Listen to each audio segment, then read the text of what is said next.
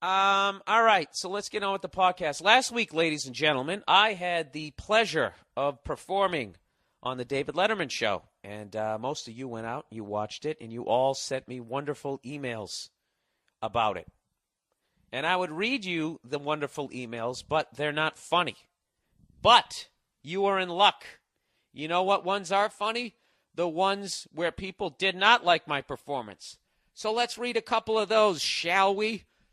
All right, let's read the hate mail here. So what happens with all of my hate mail is when people don't like my act is you can't just write me, evidently, and just say that you don't like my act. You don't appreciate what it is that I do on the stage. What you have to do first is you have to establish what an incredible sense of fucking humor you have and how open you are to all different forms of humor. You know? It's that classic thing like those douchebags on YouTube. Obama's a fucking idiot, and I'm a Democrat, right? So then we can be like, wow, this guy is left, and even he doesn't like this lefty guy. So this is what they do. All right, so these, both these emails follow to a goddamn fucking T to the motherfucking U and V. They follow it. They follow that pattern. Bill, just read the fucking thing. Okay, here we go. All right. Hi there. That's how this one starts. Starts off nice enough. Hi there. I've been a fan for a while. You seem to have a unique take on things. Look at this, huh? Pat me on the head. Let me sniff her hand, making me nice and fucking relaxed. I loved your bit about the muffins and the mass vehicular murder. So there you go. She just showed how her sense of humor spans the globe. Whether I'm attacking food or actually running over human beings on the sidewalk, she finds it all funny. Though, and here's the rub, though, as a stay-at-home mom, I now completely despise you. I did this bit about being a stay-at-home mom. So anyway, she says, the hardest part about being a stay-at-home mom is being disrespected by everyone. I now hope the worst for you. Despite what funny acts you may think up in the future, you are a jerk and deserve the worst that life has to offer.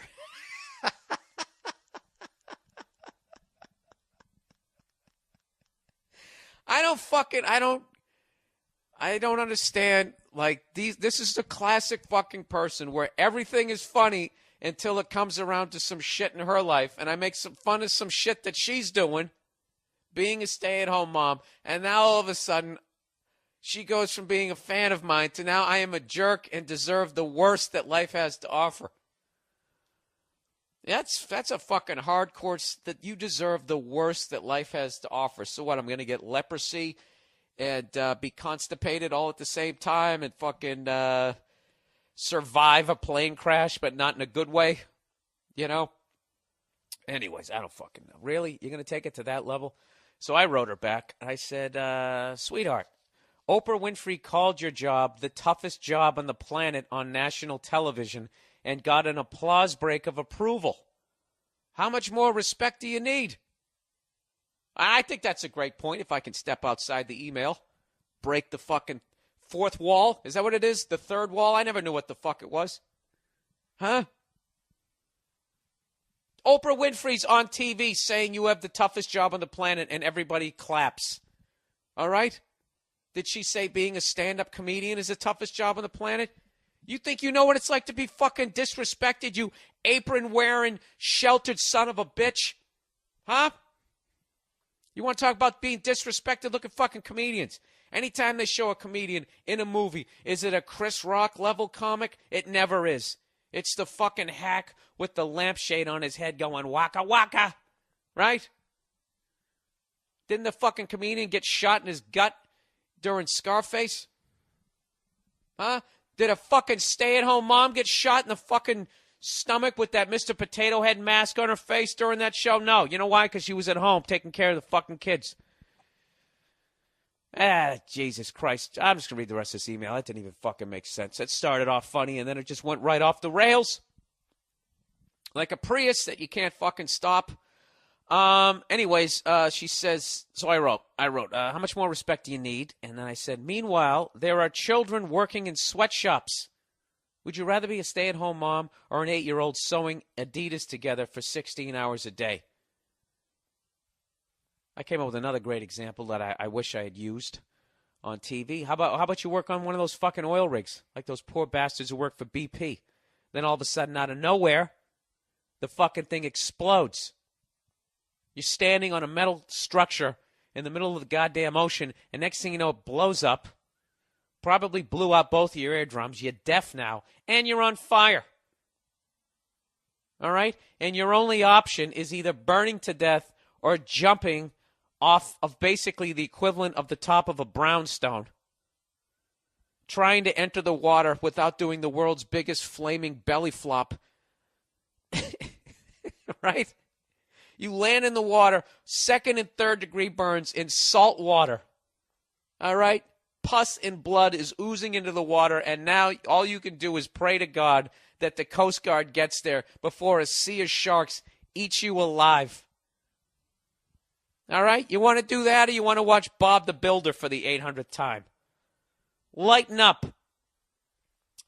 And then I wrote, oh, and don't despise or hope the worst for me. That causes premature aging. Hugs. I know, that was kind of mean to say, but you know what? Go fuck yourself. All right, here's another one. Once again, we have to establish credibility at the top of the email.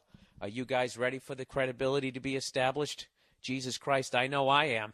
Here we go. Bill, I am never appalled or, capital letters, offended by comedy that I see and hear. All capitals, this sentence. I have a great sense of humor. Wow, this is unbelievable. Isn't that amazing, podcast listeners? This person is never appalled or offended by comedy that she sees or hears. She has a great sense of humor. She has such a great sense of humor, people, that she had to yell it at me in emails. All right, so there's no way she had a problem with my act, right? Let's read the rest of the email. However, oh, Jesus, your appearance on the David Letterman show that I just watched just put down women and motherhood to an extent that is just downright unbelievable, ... Now she's going to yell again, and tasteless. Now she yells for the rest of this email, but I'm going to spare you guys. All right? I'm going to read it in soothing tones, but she's screaming the entire time. That's what I'm guessing because it's all capital letters.